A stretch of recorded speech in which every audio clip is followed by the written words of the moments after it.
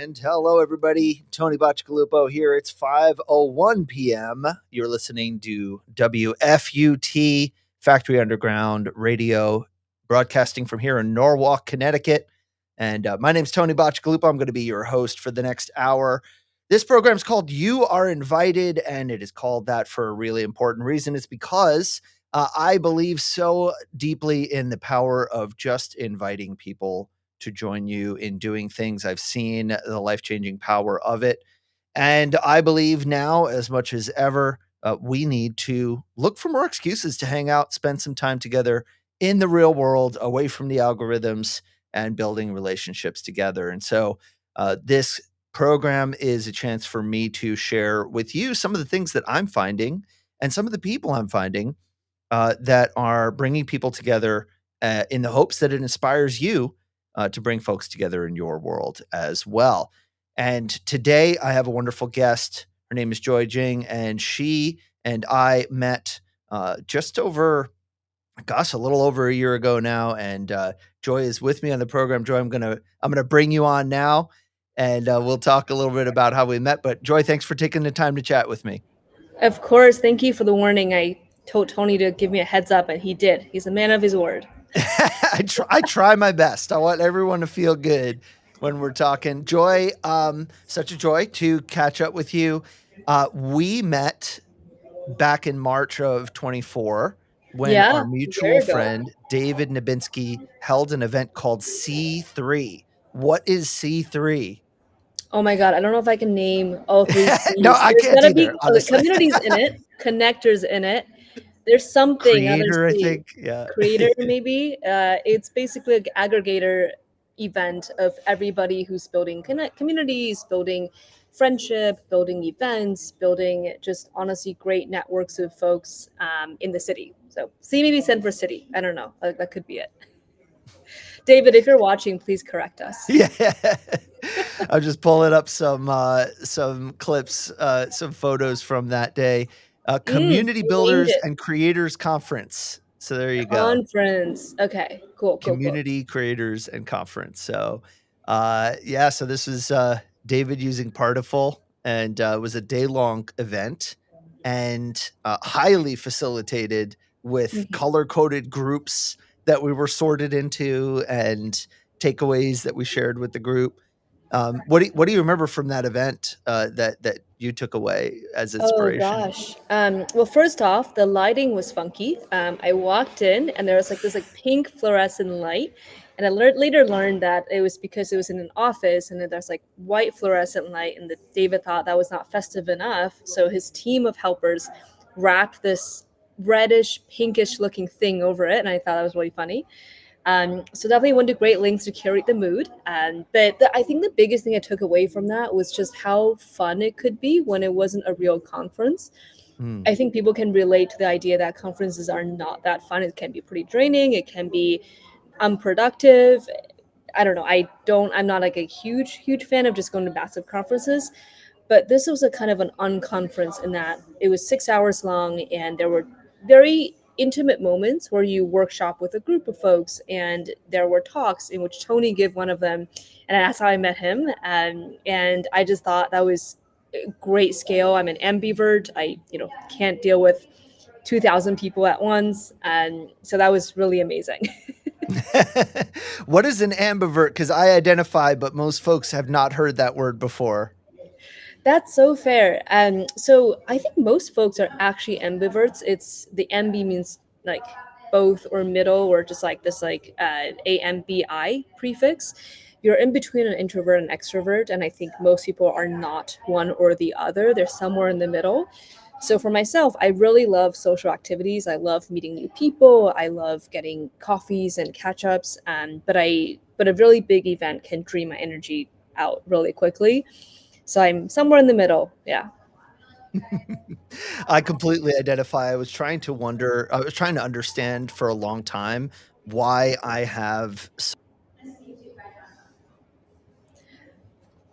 Oh, I can't hear So that you. was me. Oh, That there was me. Sorry. we go. Uh, why I have such trouble being so social sometimes, Mm, but then so drained and so. tired and in need of just being around nobody for a while. I feel And that. yeah, yeah, it's Yeah.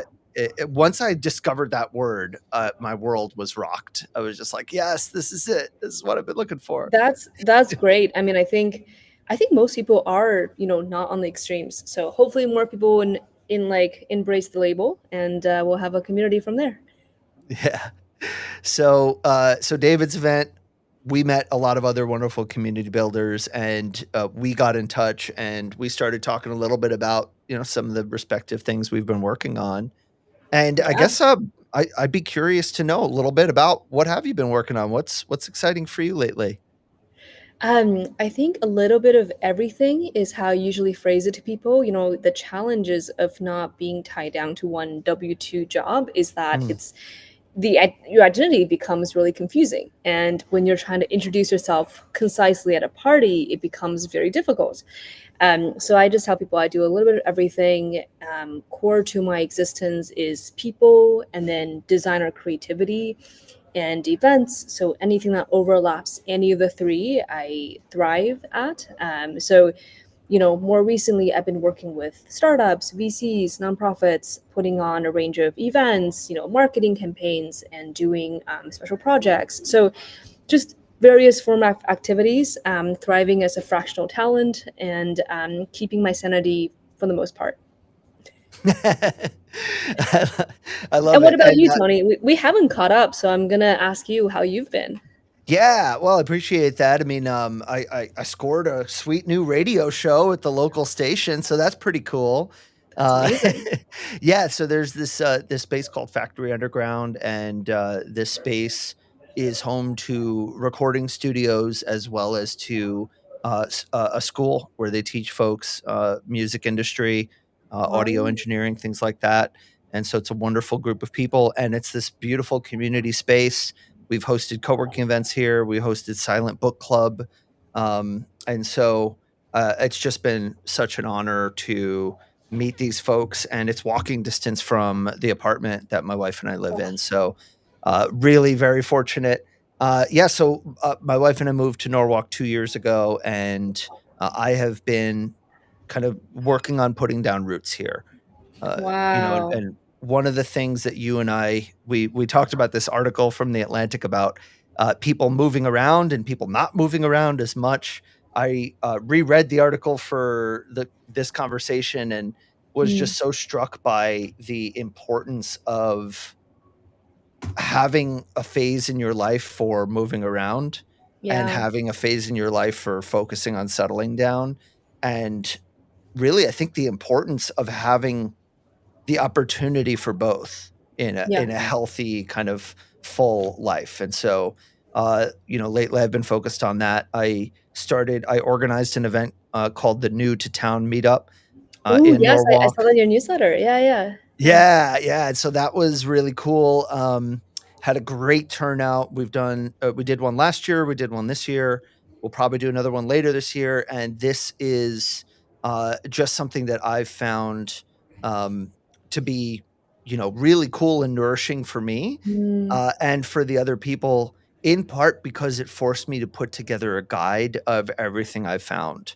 And so I mm, have a Google Doc that's basically my community guide to Norwalk, all the accounts to follow, the newsletters wow. to sign up for, the top clubs, and that attracted the interest of, members of the city of Norwalk, Mm, which led to right, me getting actually a booth at Earth Day a okay. couple weeks back, and so I actually had like a physical table at Earth Day, and they I worked with the city to turn my community guide into a brochure, and so we Ooh, now I have love that. physical brochures that we're going to be putting in like train stations and libraries and things, so that Oh my you know god, you're a local celebrity pretty much. yeah.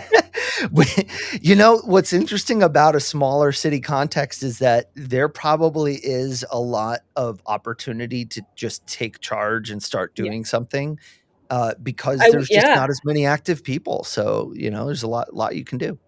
I was gonna say wouldn't happen in New York because people move around too much and there's too many things to capture in your guide.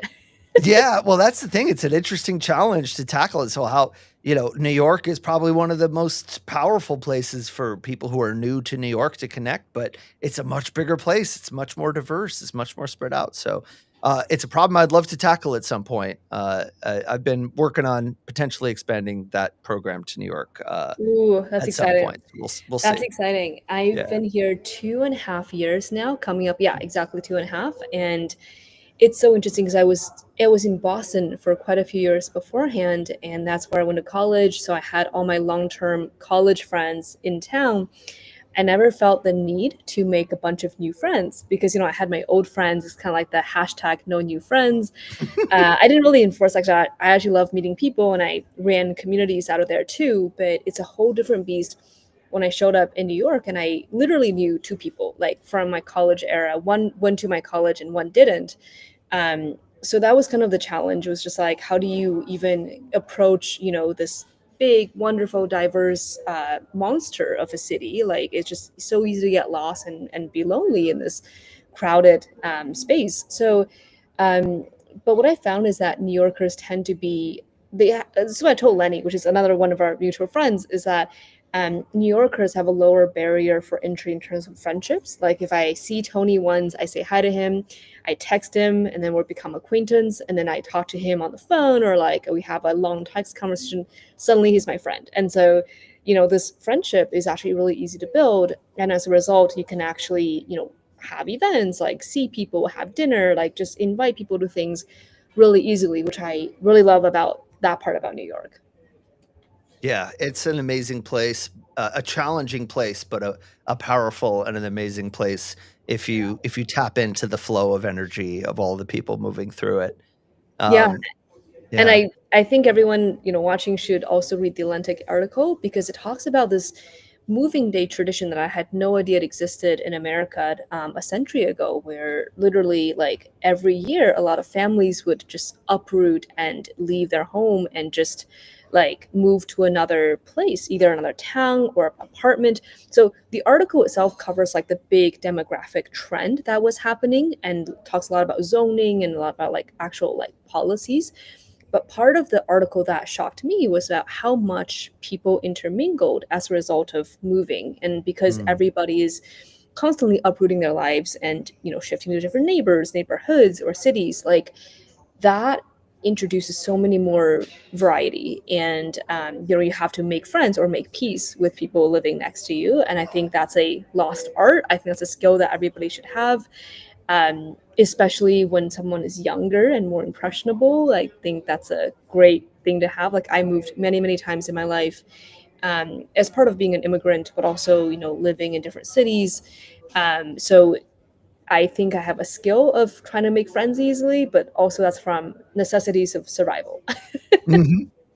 Yeah, yeah, and I was shocked by that too, especially on the reread, the fact that there's this kind of latent old tradition of moving day, and I think it does still exist in certain towns, especially college towns, places where Yeah. there's, some external reason for there to be some, like, really decisive moment when a lot of people move, but Yeah. acknowledging, like, "Hey, here's a time when we're going uh to recognize that people are leaving, people are coming, and Hmm. that leads to some pretty good opportunities for ritual and for tradition, that if you know that there's a time of year when a lot of people are leaving, you could Yeah. have a Yeah. farewell party, you could have an acknowledgement of that, and then to welcome in the new. I just feel like there's a lot of opportunity there. I'd love to see moving day come back. I would love that too. I think it'd do a lot more good for not just people but our country. So that's that. Highly recommend that article. And both Tony and I also live that. I came to New York, and Tony, you moved out. So and you formed your own community, which I think is amazing. Yeah, yeah. Well, and one of the things that got talked about in this article a lot is mobility and the fact that, contrary to my conventional belief, people are moving less than they used Mm, to, mm-hmm. and that was a shocker to me. I assumed that over the course of time, people were less attached to their local upbringings and their local Right, neighborhoods, less right. attached to their church, more mobile in terms of work, Yeah, more yeah, nomadic. yeah. But it turns out that on the balance, most people are actually moving less, and that there's a whole bunch of different reasons for that. There's zoning issues and housing issues and, a variety of different factors moving into it. But that there is this major contributor to a lot of the Yeah. challenges going on in the world, that there are a lot of people who aren't leaving where they live and finding somewhere new, finding new people. And I couldn't imagine staying in the town that I grew up in and never leaving. Mhm. Right. I don't know about you. Well, I wouldn't even be here talking to you. I would be on Yeah. a different continent, but yes. Yeah. Yeah. Exactly, and I just feel like there is a balance to be had of, a fully nomadic, never putting down roots kind of life Right. maybe isn't so sustainable for most people, but, uh, having a chance to, go on that odyssey, go on that hero's journey, leave the house, heed the call to adventure, and then come back home, I feel like it's just so important for a person's individuation and development. I agree. I agree. So actually, let's talk about the different communities that we've been a part of, that we have led or have joined. I think Mm, there's quite a few that we're each have been a part of, and I can start, mhm. and I'll turn over back to you. Yeah. So I think roughly speaking, I was just doing the math on my little notebook here, and I was like, I think I've been a part of like four different kinds of communities. The first one is alumni type community, so people who have gone to the same school or have the same identity and want to like get together and form the kind of groupings and develop the same thing. So very mission oriented. Mm, I did this with Franklin Fellowship. So it's actually mhm, modeled after Benjamin Franklin. He had a junto or junto, whatever you pronounce it, where he had this, dozen men. Of course, it was men back in the days, only, they were learned around his table, and they would meet every week for dinner. And, it would be topics of self improvement or topics of the day by these enlightened people. And the takeaway from that is, because it's a small stable group, the same topic, it formed really strong friendship, really strong accountability. It was a free form intellectual discussion that happens behind closed doors. So very strong bonds between the memberships. And when I ran this, I was part of it for 3 years. I led it for the latter 2 years. My co-lead and I would strategize, at the beginning of every semester, so every few months, what the programming would look like, who we would have for members. And for your context, this is a group of 12 to 15 people who would join us for 3 months at a time to have dinner every Sunday night. That just happens to be the night that most people are free, given that we're working professionals. And they would just be on topics of like self improvement, and sometimes we would have a guest. So that's kind of the alumni community that I had. I love those people, and I consider some of them my close friends now. So that's kind of mm, the very personal relationship and community building. The second group comes from more like work related areas. I worked for a VC for 2 years, and currently I work with a VC org, so like an organization that trains emerging fund managers. And the demographics of both of these groups cater toward startup founders, fund managers, sometimes LPs, which are investors into those funds. So think family offices, think institutions, think people who are really wealthy and wants to give money for to be invested. So that group is very career focused. So like and I joke this with people, it's like every time we get 50 people to sign up, 60 people shows up, because everybody have a real sense of FOMO. And mm, the communities of like is usually talks about opportunities, like who's hiring, who's got a job, who's like raised another seed round, who's like IPO, like just like all kinds of different very business kind of like ambitious, this kind of group. So people are strong together by a shared like work passion and just this like mobility, but different kind of mobility, like upward mobility in life.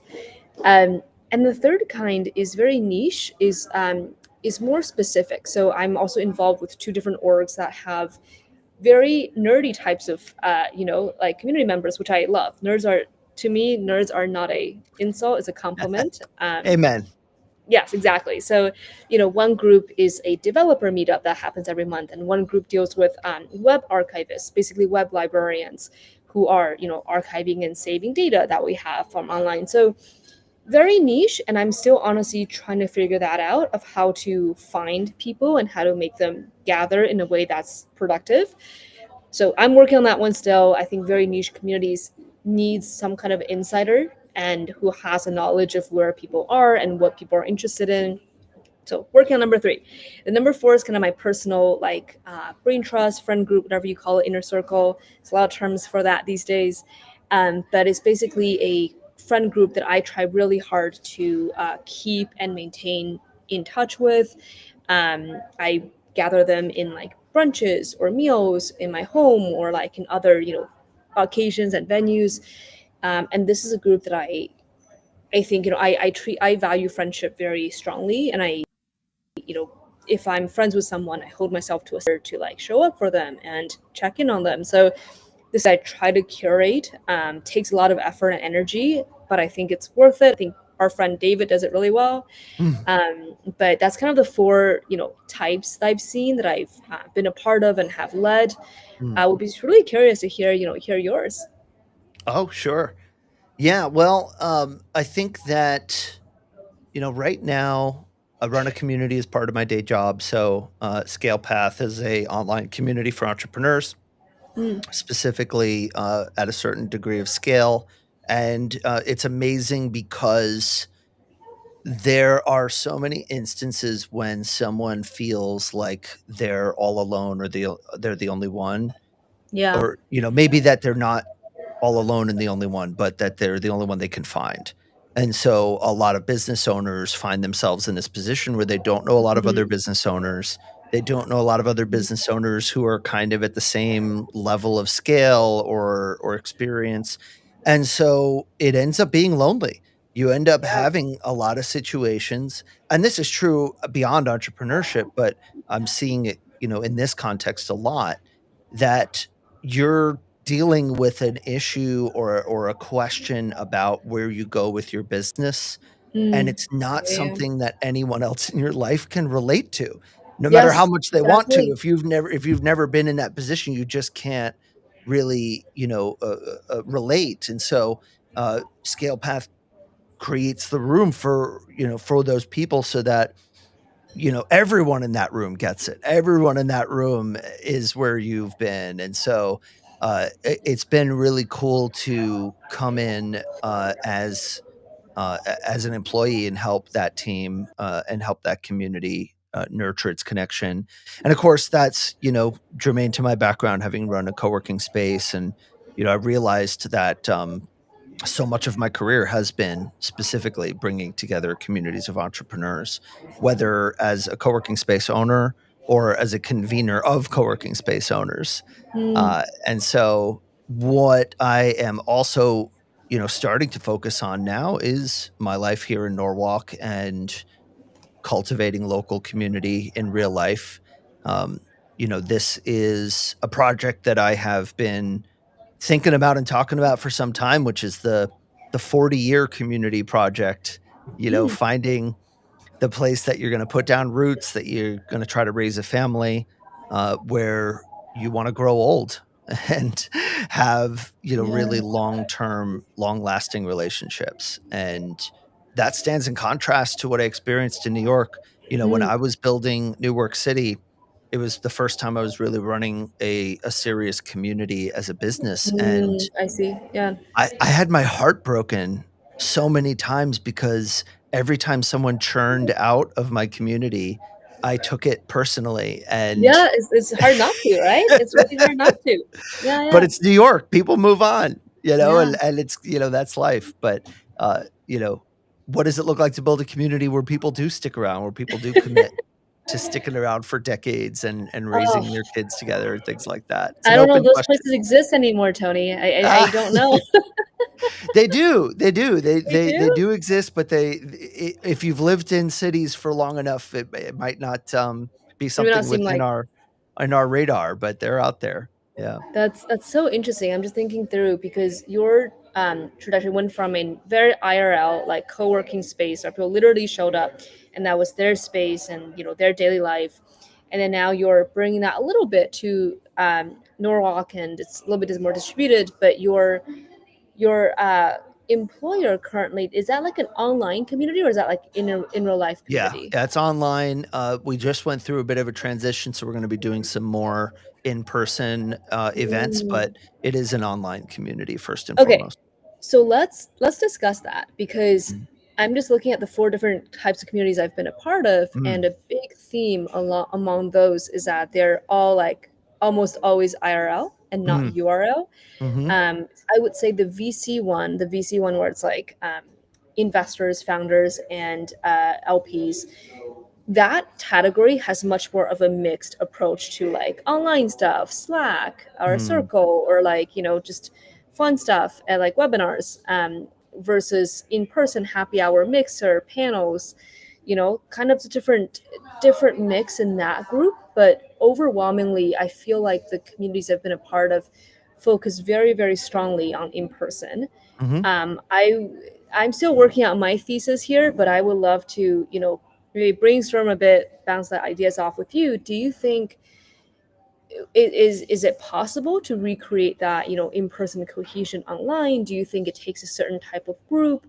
Do you think all good online groups must become offline at some point? Like, I think it's what everybody's trying to figure out these days. Yeah. So I would so be interested to hear your take, and I'll, chime in as well. Yeah, it's, certainly a question that a lot of us have thought about, especially when COVID hit and Yeah. a lot of our social interaction was forced to go online, uh, and even from in-person communities to have to adapt to the online world. I think what I've taken away is that in-person and online are 2 very different beasts. There are Hmm. certain things that you should just never try to take from in real life and put online because Ooh, there's that's hot tea. Let's hear it. What are the things? So, for example, I was contracted to do I had a consulting gig with Hmm. a business association in Europe that would bring they had these, a couple of 100 like, young adults who were, like, future business leaders, Okay. and they had this kind of they had a program where they would get together in person and they would work together, and then they would have like a big weekend alumni retreat twice a year. And so the alumni retreat was like a bunch of 20 somethings getting together in some city in Europe for a weekend and talking business, but then also like going out and having Hmm. fun. And they hired me and basically said, look, we need to do the next one virtual. How on earth do we do Oh, that? You know? oh, And that's gonna so be hard. yeah, and it was, but we actually we did a few of them, because of Really the successfully. yeah. I mean, I think so, they brought me That's back. okay. Okay, that's amazing. Tell us your secret. How did you manage that? Extraordinarily, challenging. So what we have to establish right off the bat is that there's certain things that just aren't gonna be the same.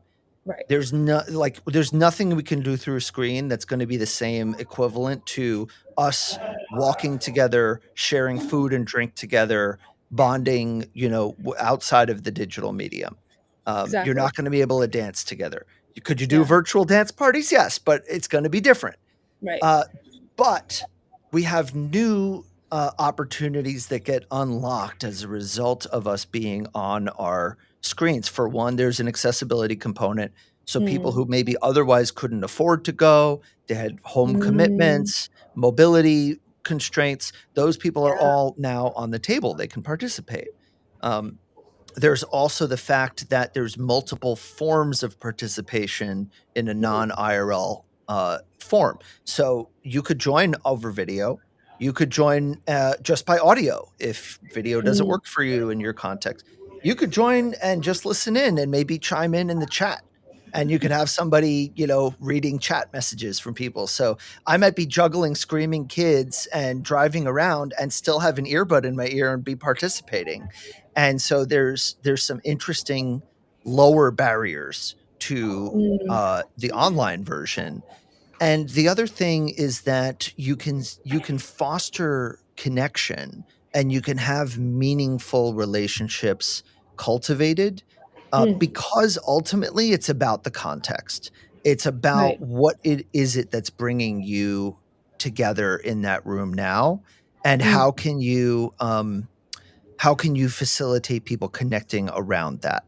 And so, if people have a reason to be talking to each other and it's important, then you don't need to be in person to have a very meaningful and deep conversation. Just to kind of pivot back to my day job with ScalePath, we have peer advisory groups where people talk in very detailed stories about what's mm, going on in their business, big decisions that are coming up, difficult yeah. situations they're facing. So you can have a very deep and important connection and conversation without being face to face. You just have to not try to pretend that it's face to face. So like No, no, I didn't. that's Yeah, so fair. yeah, and Yeah, like I so remember, yeah. yeah. Like, I Yeah, no, remember no, go when ahead. COVID hit, like, we were all on our Jackbox, right? That was at the game Yeah. where like you can Oh, like yeah. log in from different places, you can play it together.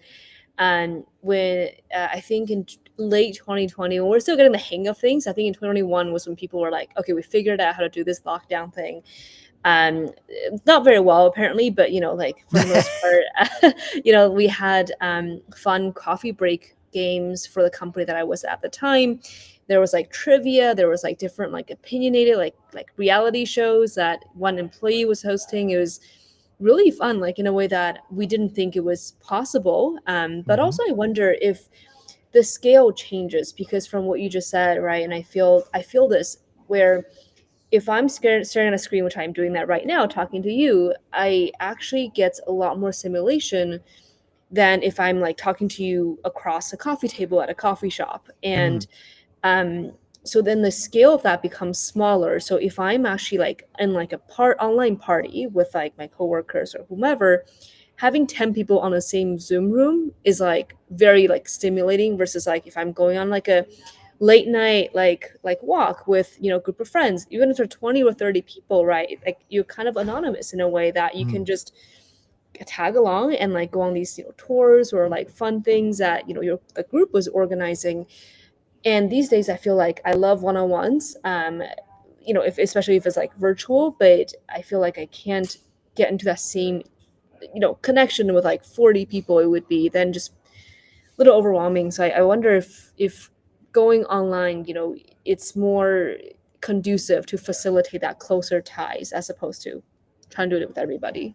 Yeah, it certainly gives you some tools and, some controls. Yeah. Maybe I did an event, in with my friend Kat Velos in San Francisco. We designed this event that was audio only, Mm. and you actually called in, to a phone number, Oh, and it was called Zoom Out, and Zoom. That's it funny. was specifically meant to be kind of a counter to the To the screen Zoom burnout, fatigue, the right? Zoom Yeah. burnout that we had, and so we facilitated an event that was completely audio based, and so Mm, we had some music, we had some facilitated visualizations, but we also put people into, breakout conversations with each other. So we said, "Okay, 3, 2, 1, you're gonna be in a room with one other person, and mm. here's your prompt," right? Like, tell them about like, the room that you're in, tell us about Ah, something you're yeah. seeing, like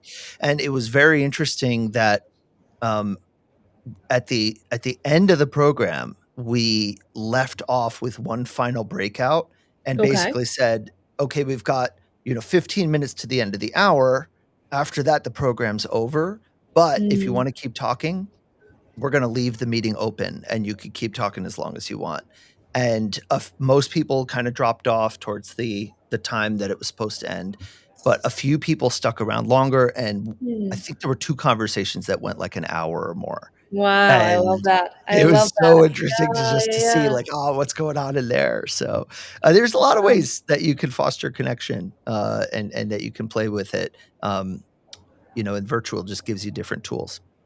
That's so cool. I love when that happens. And sometimes I wonder if these deeper connections requires reinforcement. So the idea that, you and I have met a year ago, and we were complete strangers, so we didn't know each other before, and you gave a 5-minute lightning talk one day, and I was like, oh cool, this guy did co-working spaces, and I was like, I'm interested in co-working spaces because I love community. I also love real estate as a topic. So you and I got chatting that day, and then our friendship didn't immediately form, but we kept texting and once in a while, and then I sent you an article a little while ago, and then Mhm.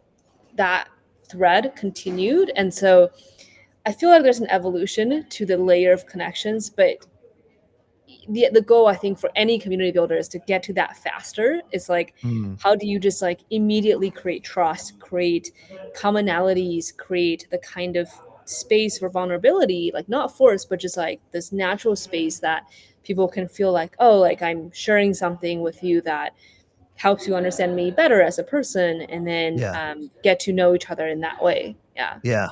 Yeah, and finding ways to kind of accelerate getting to that breakthrough, that real connection is part of the fun of being a gatherer, and, I really do think that it depends a lot on the context. Who are you dealing with? What Yeah. kinds of questions or challenges are they dealing with? And, one of the things I found interesting, Joy, is that oh gosh, what's the phrase?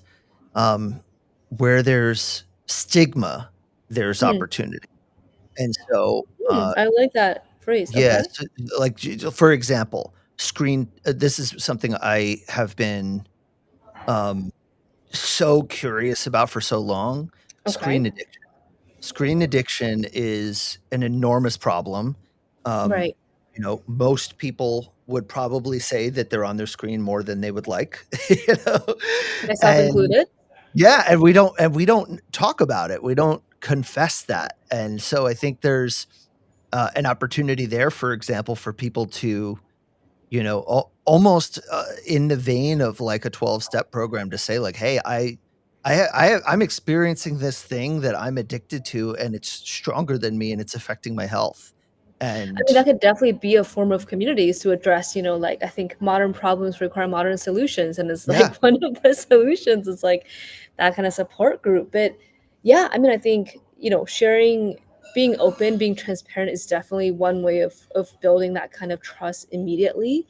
I actually want to share a tip from one of the communities I've Mm, led. So this idea didn't come from me; it came from just the originator of the group. But back in Franklin Fellowship, I learned something called check in and check out. It mm, happens at the beginning and at the end of the dinners, where and I practice this these days with my own brunches that I host once in a while, where when everybody's seated, and this is after they've gotten a chance to catch up, say hi, like mingle, the energy has gone out a little bit, so like they can now settle into their mhm, seats. You go around the room, and then everybody says check in, and then they give a unabridged, unfiltered answer to the question of how are you, how was your week, how was your month. And in this context, how are you is not a greeting, it's not like fine you, it's more like, mm, oh, like I'm feeling XYZ, I've seen or read XYZ, and like here are things I'm wondering, just like kind of a very unfiltered take on what's happening in their lives. And it can be personal, can be professional, can be family, friends, mhm, whomever. And the way to really do it with a group that's new is that the leader models it themselves. And also, you try to create some kind of connection between the members beforehand so that mm, they feel a little bit more comfortable sharing to a group of strangers, but maybe like two of them are more familiar and the other may be complete strangers. So we do that in the beginning of the dinner. So everybody gives like a 5-minute spiel on how their week went and how they're feeling, and then that is their protected time. So during check-in, between check-in and check-out, no one else can interrupt, no one else can ask any questions, but you can like snap, you can clap, you can be like, oh, you can be like, you can laugh, you can just give like these responses that could be encouraging to the person speaking, but their train of thought is just completely uninterrupted. And then at the end of their spiel, you can like ask a question or something, but it just creates a sense of like listening, that someone mm, knows that they're not competing for attention, like the attention is on them, they have the floor. And then also creates vulnerability. So I practice that in all the dinners I host. And at the end, this is like very optional, but at the end, we do like another round of check in, check out, where people just like reflect on dinner or just say what they're excited for going forward for the week. And it's very like warm exercise in that you Mm, feel supported and heard by the group of people because you literally were. So that's just something I try to do for creating that kind of immediate vulnerability and connection. mhm. But like it's within specific parameters, I would say.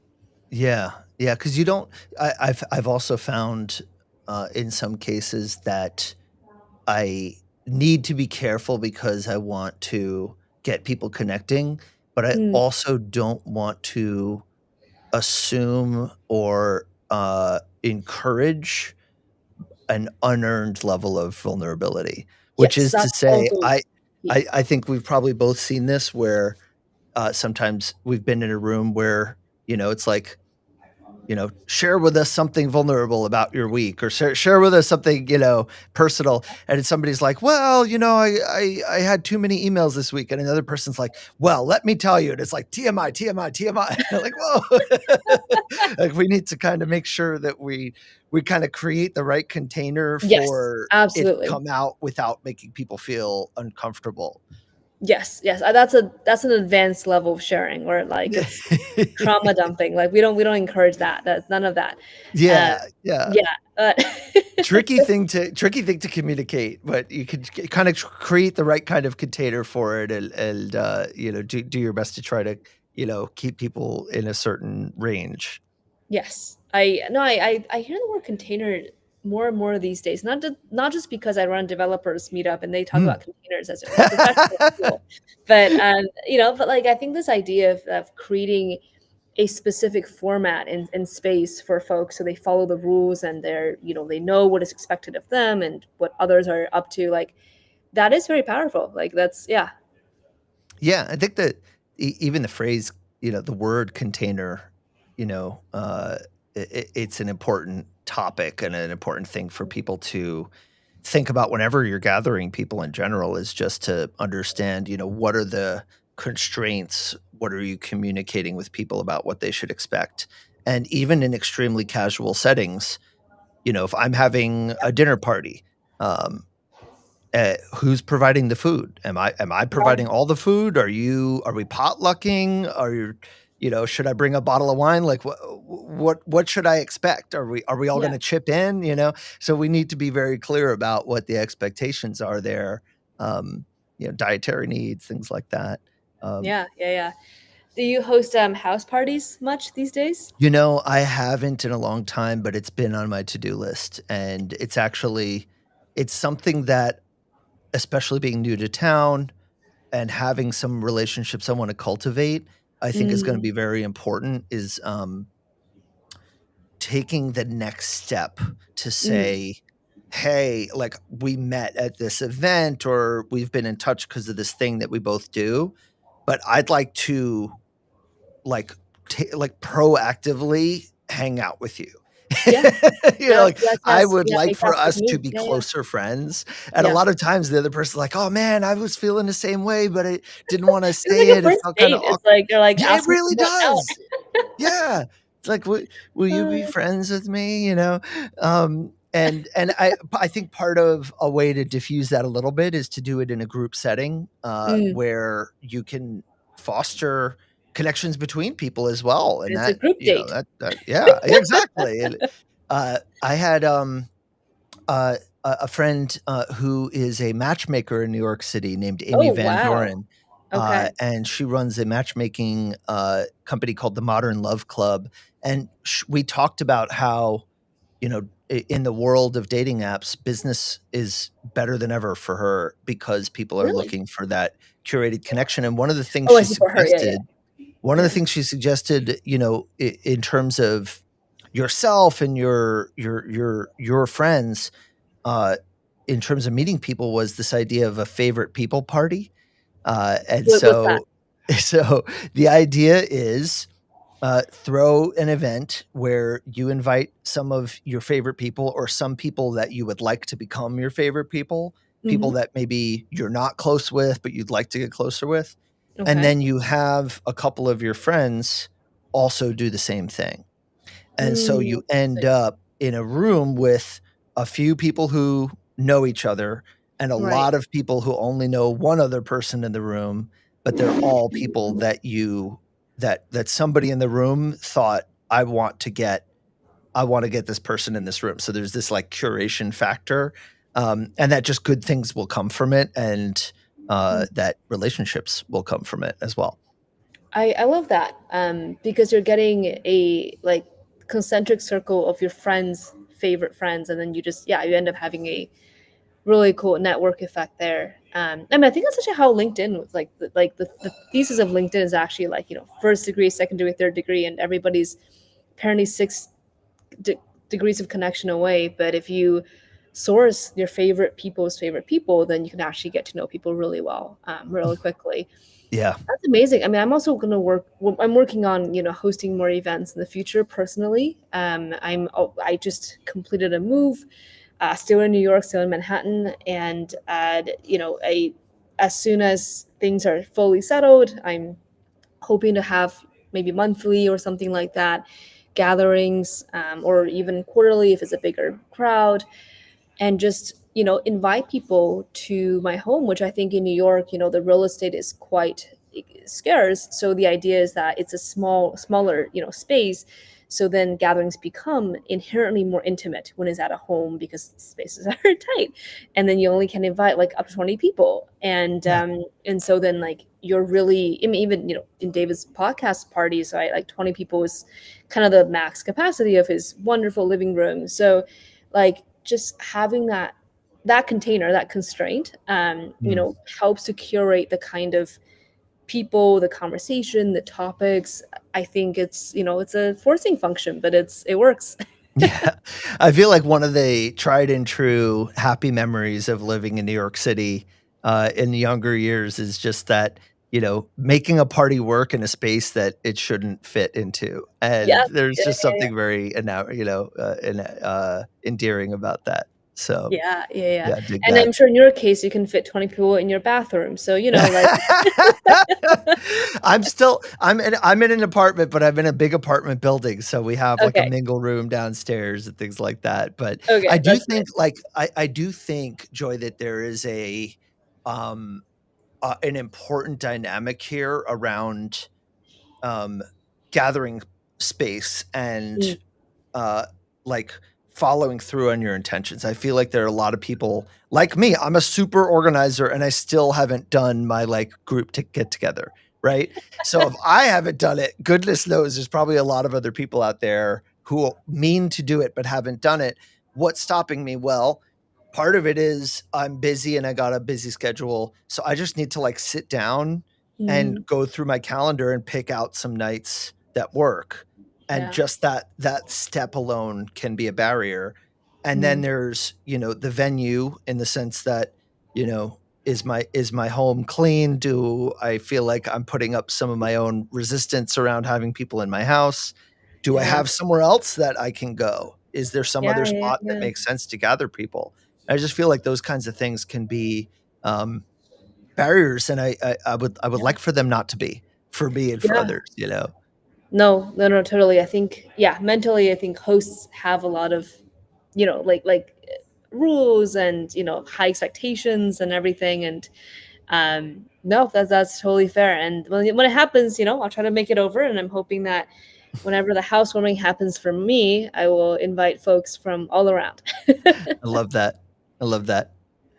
That's cool, and so that move and your change in context, I imagine, is a big part of just kind of how you're looking at things now, heading into the good part of spring and into the summer. Yes, yes, yes. Hopefully less inertia from the winter days for people to come and gather, and also coming into a third summer of New York. I feel like this is when people are really out and about. They're much more open to new things, to new people. Not that New Yorkers ever shy from those things. Like New Yorkers are very adventurous, but um, I'm really excited. I'm really excited to also meet more folks, in the community building space, through just different orgs, different even emailing lists, and WhatsApp groups as well. Yeah, yeah. Oh, I thank you for reminding me. I wanted to shout this out because we were talking about communities, online communities, and one that I think is important is the C3 alumni Mm, WhatsApp group. yeah, yeah, yeah. Maybe loosely defined as a community, but an online chat of people who at least bonded once, if not multiple times, across the different C3 events that happened last year.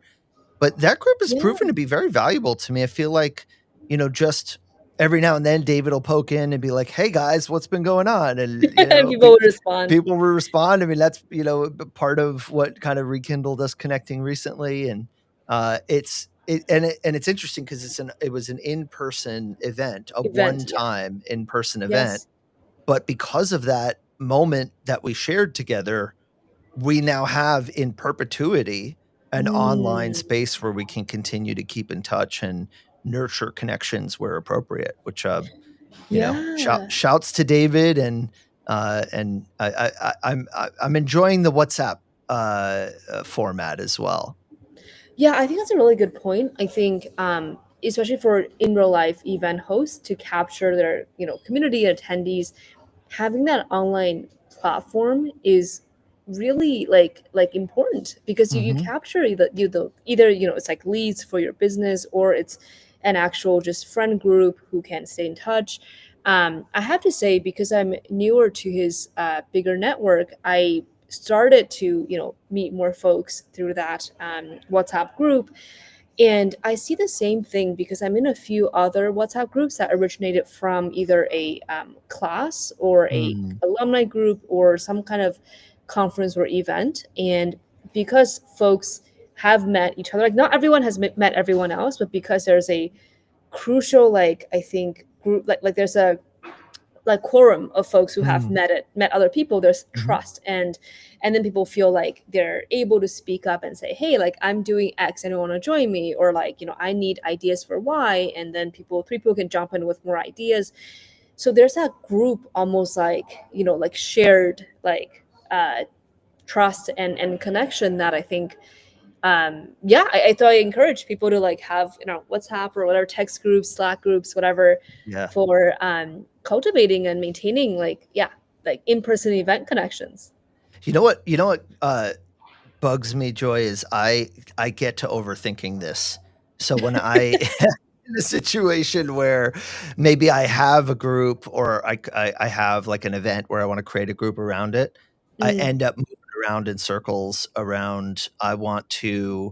Um, I want this to be like a really nice built out group, but then I don't want to Oh, yeah, pay yeah, yeah, for yeah. like Circle or Mighty. And but I don't want it to be like some janky open source thing that I'm probably Yes. gonna Oh not make gosh, yeah. myself. And there's Google groups, but it's super ancient and not everyone's on WhatsApp. So like I feel like I get myself down a bit of a rabbit hole. Do you have any perspective, like a go-to for you if you were to start a group chat for a community Oh my today? God.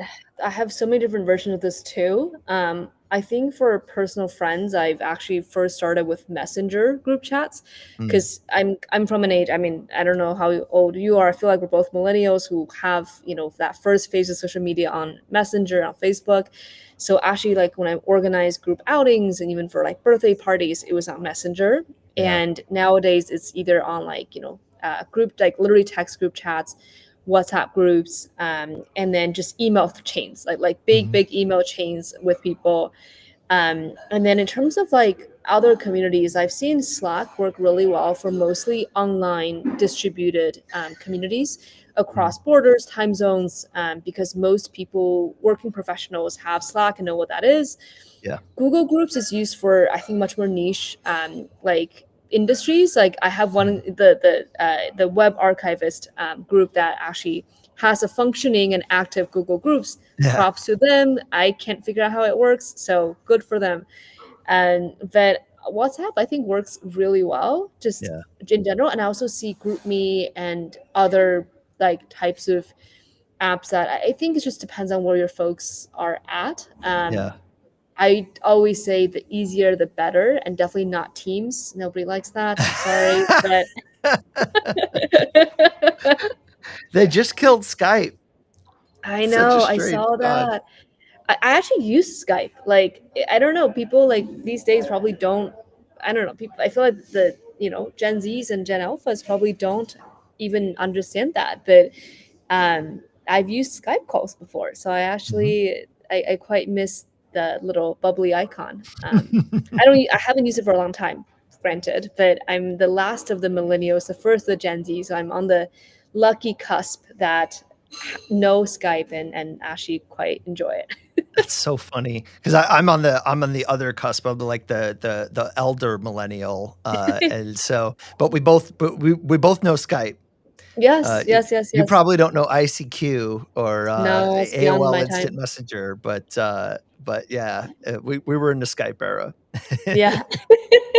Yeah, well, who knows? Who knows what will come next? There's a lot of like Telegram and different additional wire, like just different and then what's the not tele um Signal. Signal. Yeah, Yeah. yeah. Like, there's different group chats now that are catering to different interests and needs.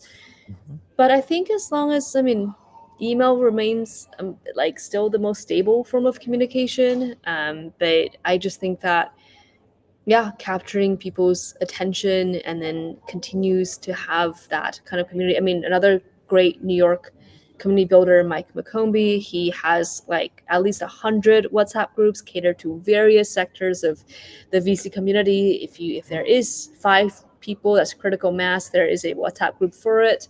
Mhm. It remains to be seen how effective those groups are, but there are definitely very active groups, and I think he's done his job in putting similar people in the same space. So Yeah. props to that. There's different kinds of needs and niches. I love that. I love that. Joy, just to wrap things up, since we're getting close to the turn of the hour. One just kind of random one for you. Is there any book that you either recently have read or just all time favorite that you love to shout out? Yeah, of course. So I'm currently reading through Yuval Noah Harari's Nexus. It's Mm, his third book that I'm reading. I loved both of his two former books, and I think he's a great historian and really interesting thinker. My favorite book so far this year, though, is it's a book recommended by a friend. It's a fictional. It's a novel, fictional novel, and I don't usually read much fiction, but I'm reading more of it recently. It's called Vita Nostra, and is written by a Ukrainian couple, written in Russian and now translated into English. A trilogy, but it basically combines like magic and philosophy. So it's actually a incredibly Kafka-esque writing mm, style where like it doesn't make complete sense, but it's incredibly captivating and it uses like fiction to tell philosophy mm, in a way that is, I think, a distinct form of Eastern European, Ukrainian, Russian type of like literature that I'm newer to. And I just finished the second book in the series. The third one hasn't been translated yet, so I'm really looking forward to the third one coming out at some point down the road. But that's a book that surprised me because I don't usually read fiction nor this kind of literature. Yeah. love that. Love that. How do people find you on the internet? Yeah, so I'm pretty old school and I don't have a lot of social accounts. I am not a Luddite. I just find it very hard to keep up with all the different platforms. So in terms of platforms, I'm really just active on LinkedIn. So people can always find me there. Those who are lucky enough to have my email or phone number, you can also reach me there, of which Tony has both. So Tony's one of the lucky ones. And you can also find me on my website, but my website is mostly a portfolio website. I haven't updated that for a long time. That's on my to-do list to update it at some point. But that's mostly my artworks and creative endeavors in the past like 10 years. So quite dated. But yeah, otherwise you It's can find me in New York. Is that joyjingdesign.com? Yes, yeah. So You have that's some my beautiful, beautiful work on there. I was really admiring. It looks like you painted with some oils. Yes, I love oil. Oh, thank you so much. Yeah, this is my personal portfolio website, and most of these painting actually come from my high school days. So a lot of it is my AP art portfolio, and I Amazing. painted the top two. Those two are post high school, like post college paintings that I haven't had much time. So this is more just like a showcase The book on the top left that came out 3 years ago, and I will be publishing another poetry collection later this year. So book number 2 is on the way. Amazing. Oh my goodness. I can't wait. Please let me know. I would love to read it and share it. Thank you so much. Yeah, it's my Joy, creative outlet. we all need to have it. Joy, it's been such a real pleasure. I appreciate you taking the time and keep doing the beautiful things you're doing. Thank you, Tony. Much love for having me on your amazing show, and I'll see you hopefully in real life at some point. Yes, likewise. Take care, Take Joy. care. Thanks. Bye, Bye. everyone. Bye. Okay, and we're wrapping things up. We're a little over time here, but that's okay. We're a pretty chill crew here at WFUT Radio at 6:01 p.m. here at WFUT Norwalk, Factory Underground Radio. My name's Tony Bacigalupo. You're listening to the You Are Invited show. We are here every Wednesday, 5 p.m. onward, and you can find me on the internet. I'm Tony B, Goode. Tony Be Good on all the socials, and would love to hear anything you have to say about the show or anything you're doing that's interesting building community in your area. So until next time, great chatting with you, and we'll see you next week.